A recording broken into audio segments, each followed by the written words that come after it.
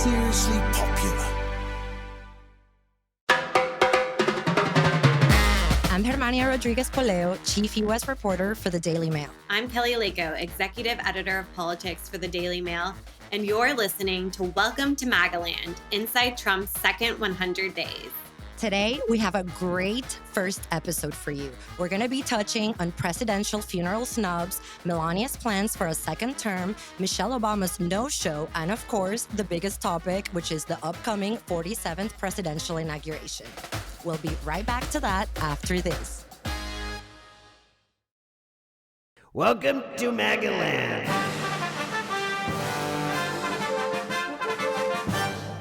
The upcoming presidential inauguration of President-elect Donald Trump is happening on January 20th, and D.C. is in full prep mode.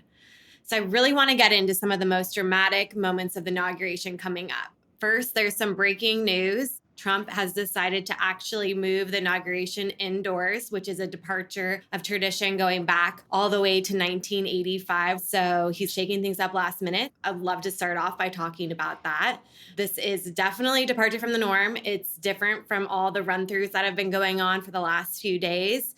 And some people are saying that, it's a way where Trump doesn't have to have a comparison in crowd size between his crowd on Monday and then his previous crowd and crowds of the past. So, Germania, I want to get your take on that. Yeah, this will not allow comparisons that Trump may not like, or who knows, because we have mentioned the vibe has shifted. But as you mentioned, this news is just out. Trump still hasn't become president, but today has been a crazy Friday in news. The latest one, of course, that the inauguration is going to take place inside the Capitol. This last happened with Ronald Reagan. Kelly, I know a lot of things are still being decided, but the last time it happened, they also canceled the parade. So I'm wondering what's going to happen with the parade, what's going to happen with the VIPs that were expected to be there to perform. I feel like Trump is a very pageant-like person that is not going to be too pleased to not have those iconic images outside the Capitol. And definitely, I don't think he would be pleased with a cancellation of a parade. What do you think about that? I think there's a very good chance the parade, which will occur after the swearing in, will get canceled because we just can't have people standing outside in sub-zero temperatures.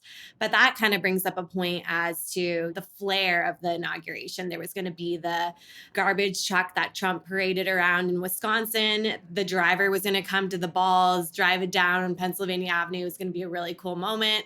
Some of his biggest supporters, himself, Melania, his family. So it's definitely a big historic event. Americans look forward to every 4 years. That will probably get scrapped, which also takes away from some of the glitz and glamour of the inauguration. I think he's being smart, though, to save people's fingers and toes from being completely frostbitten on Monday. Definitely. It will be interesting to see what happens with his VIPs. And we can get into some of those kind of big MAGA stars that we expect to come, but also some of the big tech titans who are expected to come. If everyone's moved inside the Capital One Arena, there's a lot less space. So it'll be interesting to see who Trump has around him close when he gives his big inaugural address. I think it'll be very telling for who his closest confidants are. The VIP list is a long one, and it's not just traditional Republicans. I thought we should go through it a little bit. We have Logan Paul, who's going to be there. Maybe not such a surprising choice, just like Caitlyn Jenner, who has always been a supporter of Donald Trump. However, we have some converts. Amber Rose, who was, I think, most famously known as Kanye West's girlfriend at one point, used to be a progressive. She spoke at the Republican National Convention, and she's going to be there. A very interesting part of this, I heard, and I'm not sure, maybe you can fact check me on this, Kelly, that as Biden called them, the tech oligarchy is all going to be there today supporting Donald Trump. That includes, of course, Elon Musk, his new best friend, but also more surprising people like Mark Zuckerberg, who has done a complete turn politically, it seems, Sam Altman as well. So are they going to be all sitting together representing this new tech American power, Kelly? They are. DailyMail.com exclusively reported that out. All 5 of those tech giants will be seated right next to Donald Trump on the dais during the swearing in. So that's a huge signal about the corporate donors, the corporate sponsors that are coziest to Trump going into this next advent. And this is a complete turn from what we saw 8 years ago. all these tech giants totally spurned Trump the last time. They see an opportunity to really promote their companies, get what they want out of this next administration. I do want to bring up one point though with Zuckerberg. I think that really what he's putting on is a front. We'll see how long this lasts. It looks like he's doing a rebrand of himself. He's going on Joe Rogan. He's trying to appeal to more conservative Americans. I think time will really tell to see if that sticks around. I don't think we can fully trust that he won't revert to some of his old ways, censoring conservatives online, which he's admitted to, among some of the other dangerous policies that Facebook, Meta have enacted over the years. So that's definitely one to keep an eye on. I also think that there are previously MAGA kind of closet lovers who are going to be showing up this inauguration. I would love to get into some of those. That includes Carrie Underwood, who's going to be singing the national anthem. She really hasn't been too vocal, I would say, about her support for Trump. For so long, people have been attacking Carrie Underwood, saying they suspected she was a Trump supporter. So, what better show of this vibe shift? She didn't make any moves either way. It was not safe culturally to do so. But now she not only is going to perform, she came out proudly saying, I support my country and I'm very proud to be doing this. So, the vibe shift is real. And of course, also the village people of Trump's favorite YMCA will be there. I think that Carrie also opened the door to more musicians to feel comfortable to announce their participation in Trump's inauguration.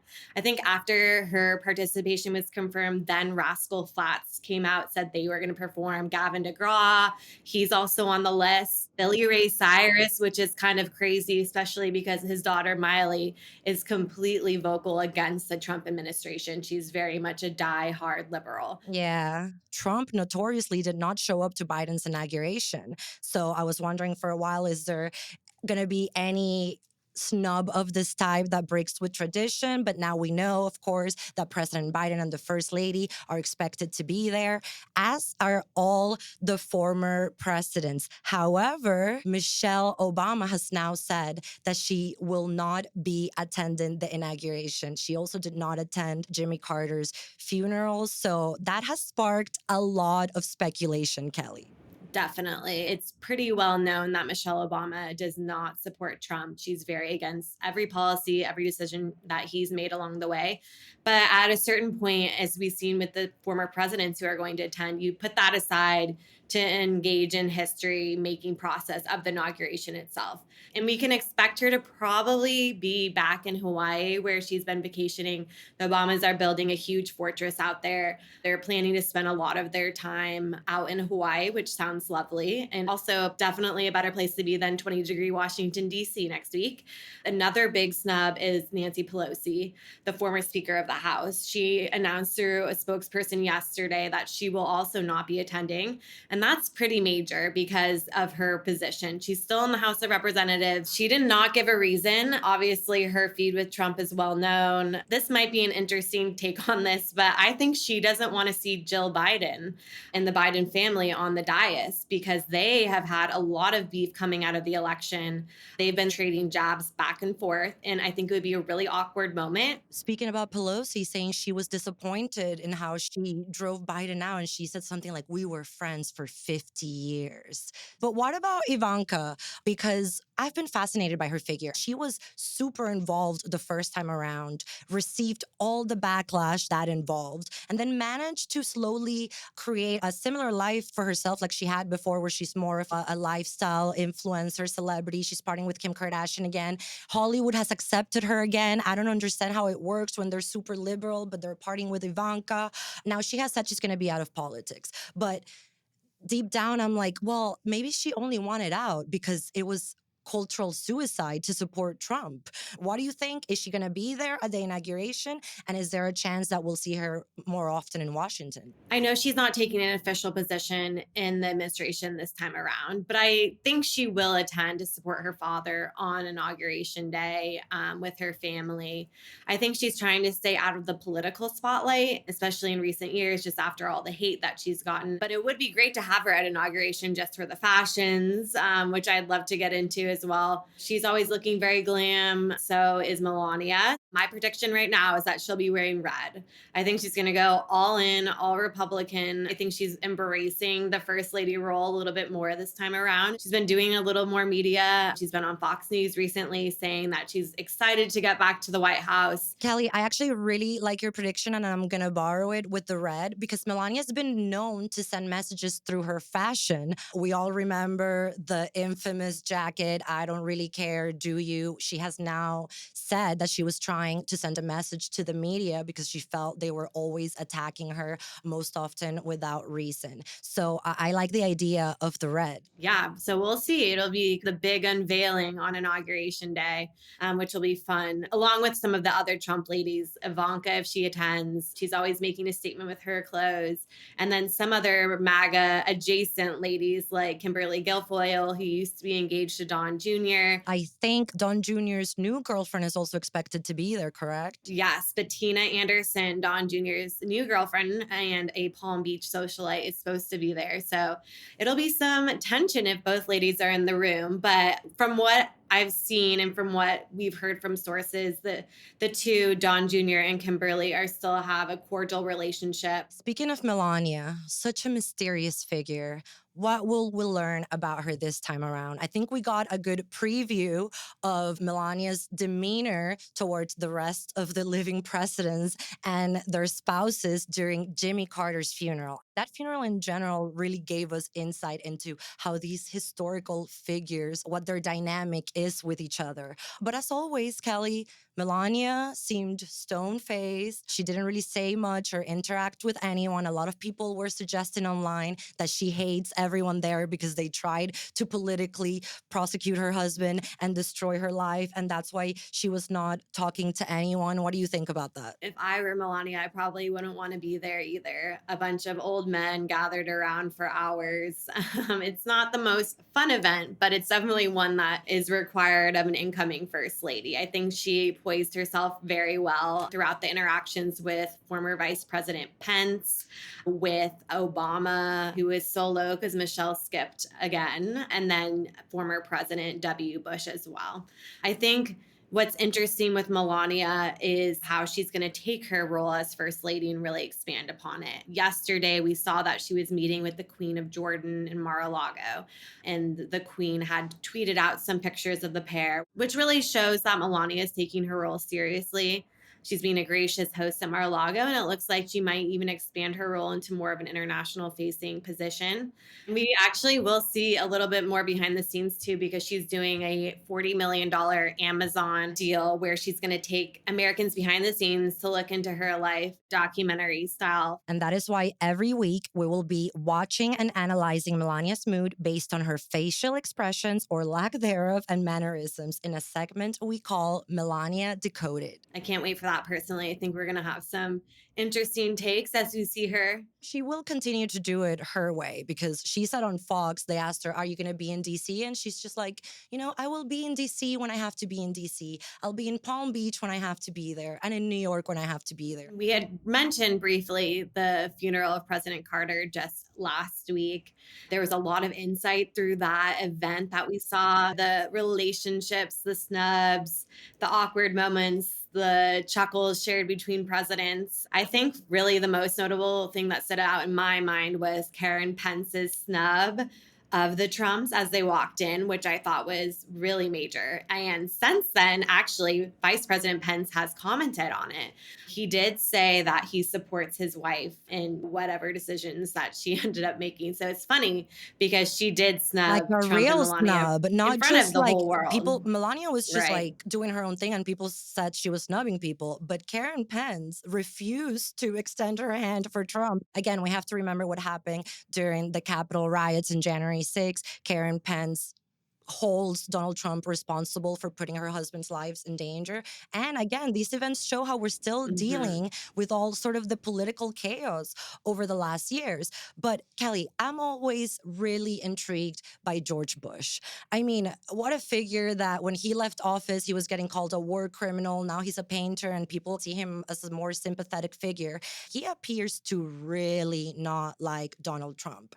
He never talks to him, doesn't even say hello. At Jimmy Carter's event, event, he not only ignored President-elect Trump, but then he went and did the friendliest sort of belly tap with Obama, which I think that was my favorite moment. We know that George Bush and Michelle Obama are always hanging out with each other at these type of events and sharing candy. Michelle wasn't there this time around, but Bush was still having a good time with Obama. It looks a little icier, definitely, than his relationship with Obama. He wasn't giving Trump any sort of tap or friendly gesture. I think he was doing the bare minimum.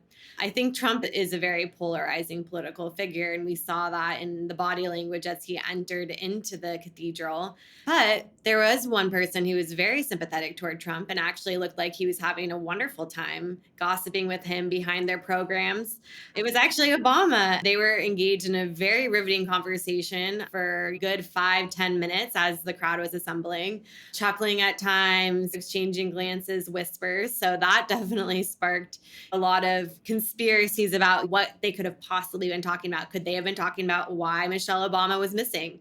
Could they have been talking about why Kamala lost? It has to be completely awkward for her to be sitting there. She exchanged a lot of kind of knowing glances with her husband. I do think Michelle not showing up tells us a lot about a dynamic that we're going to see the next 4 years, which is some liberals are choosing to continue to stand against Trump, saying he's an unacceptable threat against democracy. And we're not seeing other liberals, like, for example, New York City Mayor Eric Adams, who is today going to Mar-a-Lago to hang out with Trump, who are saying we have to come together and stop this division. So I think Michelle Obama's on one side of that dynamic and Barack is on the other, maybe not even by choice. As the president, he has to be in these events and be more diplomatic. It's interesting to see if maybe their relationship is crumbling behind the scenes because of that divide that you bring up. Barack being more friendly with Trump.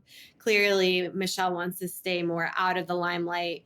We saw Barack on the campaign trail a lot for Kamala. We didn't see Michelle do it quite as much. Their girls are now both grown out of the house. And so it's definitely one to keep an eye on. There have been rumors circulating over the past several weeks about whether they are headed toward divorce. Maybe they have grown apart because of the different natures that they both have. Kelly, we just got something in. As the divorce rumors are swirling, today is Michelle Obama's birthday, and Barack Obama posted on Twitter a tribute to her with a picture saying, "This is the love of my life," and all the things. So I guess he's making a statement on those rumors, but it is Michelle's birthday. So naturally, there was going to be a post. Now, to kind of wrap things up a little bit, I want to talk about some predictions. I just have a general one about the next 4 years. And I think Trump is going to set the tone for them in his speech. His first speech was very confrontational, aggressive. It really scared liberals, as they said, the world is now going to end that Trump is president, but then it didn't. I think Trump is now going to try to go above political lines. I think his speech is going to be an invitation to anyone who feels the last 4 years didn't work out for them. And that's going to completely change the nation's politics forever. I think also what he's going to set up at the inauguration is going to be massive executive order. I also think that he has an opportunity to be sort of a hero with Gen Z and save TikTok for Trump, for the nation, and really get everything off and running in a quick way, which is a huge departure from the last time around where it took months before a lot of these key cabinet positions were confirmed.